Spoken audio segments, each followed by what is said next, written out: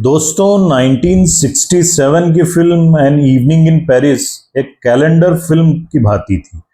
In calendar films में भारतीय दर्शक विदेशों के मनोरम दृश्य, चमचमाती बिल्डिंग्स, कारें और बिकनी गर्ल्स को देखकर रोमांचित हो उठते थे। तो शक्ति सामंत जी एक कौतुक का सोचा उन्होंने कि क्यों ना एक गाना आसमान समुंदर के फ्रेम में शूट किया जाए। पर इस गाने को सोचना, इसके शूट शॉट्स, बाकी संसाधन बिल्कुल भी आसान नहीं थे। सबने पहले तो डायरेक्टर शक्ति सामंत जी के इस आइडिया को एक सिरे से खारिज कर दिया, क्योंकि इसमें अनेक दिक्कतें आनी थी और बहुत खर्चा होना था। इसमें हेलीकॉप्टर की ज़रूरत थी, स्पीड बोट्स की ज़रूरत थी, वाटर स्कीइंग बोट्स की ज़रूरत थी, वाटर स्कायर गर्ल्स की ज़रूरत थी, और वो भी पेरिस की सरजमी पर फिल्माया जाना था। तो यहाँ पर खर्चा बहुत ज़्यादा होना था, और जहाँ यूनिट को ले जाने के लिए सिर्फ चंद लोग ही ले जाए जा सकते थे, और मजबूरी इतनी थी कि शर्मिला जी की हेयर ड्रेसर तक को एक्टर बनाकर काम चला रहे थे। लेकिन शक्ति साहब भी अड़ गए। उन्होंने कहा कि एक सिचुएशन मेरे मन में बरसों से है, और आज तक हिंदुस्तान में किसी भी डायरेक्टर ने कभी सोचा नहीं कि आसमान से शॉट कैसे लेंगे। मैं इसे जरूर करना चाहूंगा, चाहे कुछ भी हो जाए। पेरिस में चूंकि काफी खर्च आना था, तब किसी ने सुझाया कि लेबनान के बेरूत के मेडिटेरेनियन कोस्ट कैसा रहेगा। तो काम जो पेरिस में 100 रुपए में हो रहा है, यहाँ पे 25% कम में हो जाएगा, इसकी गारंटी है। वैसे भी Beirut is called Paris of east. तो चल पड़ी पूरी टीम लेबनान के बेरूत। जब शम्मी कपूर साहब को पता चला कि उन्हें बॉम्बे से बेरूत पहुंचना है, तो वे भी पहली बार जा पहुंचे बेरूत। होटल में जब शक्ति सामंत जी ने अगली सुबह का शॉट समझाया कि वे इसे होटल के मेडिटेरेनियन सी में शूट करने जा रहे हैं, सी स्पीड बोट्स, सी सर्फर्स, स्कीइंग गर्ल्स और एक हेलीकॉप्टर इसमें तैयार रहेगा। तब यह सुनकर के शम्मी कपूर साहब ने कहा, What? Helicopter? Why this bloody helicopter is there? तब शम्मी साहब को जवाब दिया शक्ति सामंत जी ने, क्योंकि आपको उस हेलीकॉप्टर से ही गाते हुए नीचे बोट पर आना है, जिस बोट पर शर्मिला जी हैं। साथ में सी स्कीइंग गर्ल्स पर कोरस भी है। तब शम्मी कपूर साहब ने कहा, यार शक्तिदा, are you crazy? You want me to hang from the bloody helicopter and sing damn song? How can I do that? तब शक्ति सामंत जी ने कहा, ठीक है शम्मी, आपको दिक्कत है तो कोई बात नहीं, बॉडी डबल ले लेंगे। तब शम्मी कपूर साहब कहने लगे, oh come on dear, who the hell is scared of hanging from the helicopter? I am just worried that how I will do lip sync, how do I follow the rhythm. शक्तिदा ने गहरी सांस छोड़ी और कहा, ओह तो ये बात है शम्मी, यानी तुम्हें शॉट में कोई परेशानी नहीं है, वो बाकी सब तुम मुझ पर छोड़ दो। तब शम्मी कपूर साहब ने कहा, no problem at all, I need a full bottle of scotch, that's the only thing I need. तब शक्ति सामंत जी ने कहा, डन शम्मी, हो जाएगा। कल तुम्हारा शॉट सुबह 5 बजे है, अपनी होटल के सामने वाली बीच पर। और फिर रात भर ना सो सके शम्मी कपूर साहब, पूरी स्कॉच की बोतल गटक गए।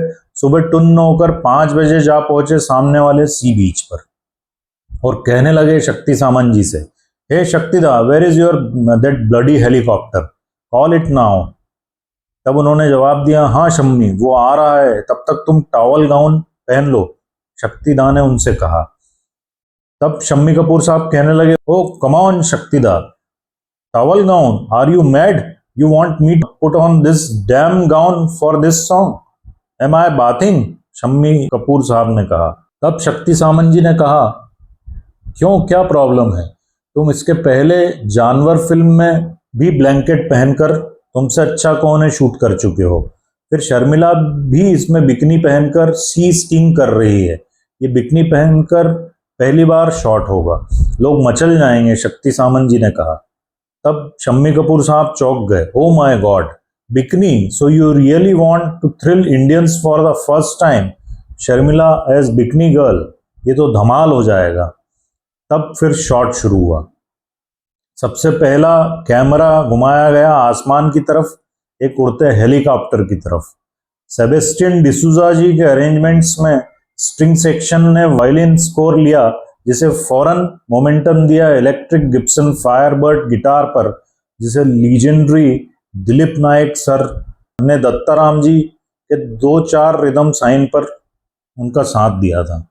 6 स्कीइंग गर्ल्स द्वारा गाए गए ला ला ला ला कोरस पर जैसे ही झूम शॉट हुआ शर्मिला जी की ब्लू बिकनी पर, तब पब्लिक अंदर से हिल सी गई।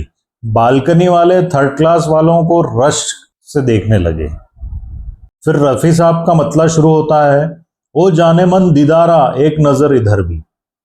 इसे जान करके लिखवाया गया था हसरत जयपुरी साहब से जय किशन साहब द्वारा, क्योंकि जब इसे गाते हुए शम्मी कपूर नीचे उतरेंगे तो दर्शकों को शम्मी कपूर साहब का ये चिल्लाना बहुत भाएगा।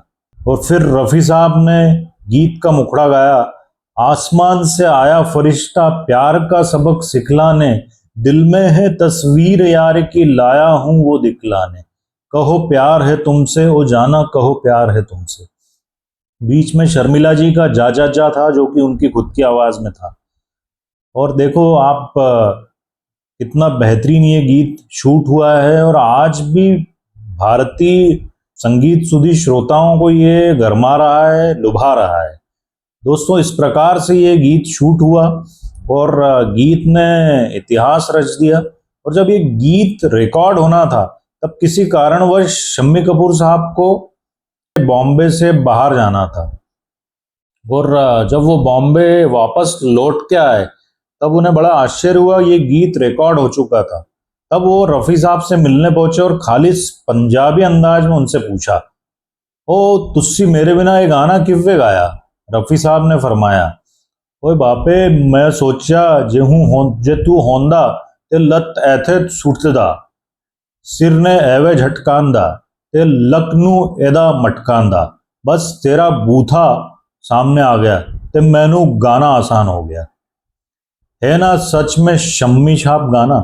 तो दोस्तों, इस प्रकार से रफ़ी साहब ने शम्मी कपूर साहब को चौंका दिया, और वाकई में उन्होंने ऐसा गाया है जो शम्मी साहब ने जो अदाएं सोची थी इस गीत पे, हूबहू रफ़ी साहब ने अपनी गायकी में उसको चित्रित कर दिया। और रफ़ी साहब की ये बातें सुनकर और ये गीत सुनकर शम्मी कपूर के आश्चर्य का ठिकाना ना रहा। एक बार फिर रफ़ी साहब ने कमाल कर दिया। तो दोस्तों, ये स्टोरी थी पूरी इस गीत को बनने की, और मैं आशा करता हूँ कि आपको ये बहुत पसंद आई होगी। आगे भी इस प्रकार के गीत से जुड़ी कहानियां मैं आपके लिए लेकर के आता रहूँगा। दोस्तों, मेरा चैनल अच्छा लगता है, मेरे वीडियो अच्छे लगते हैं तो मेरे चैनल को ज़रूर सब्सक्राइब करें और मेरे वीडियोस को शेयर करें दोस्तों। और अगला वीडियो जल्दी आपके लिए लेकर के आऊँगा।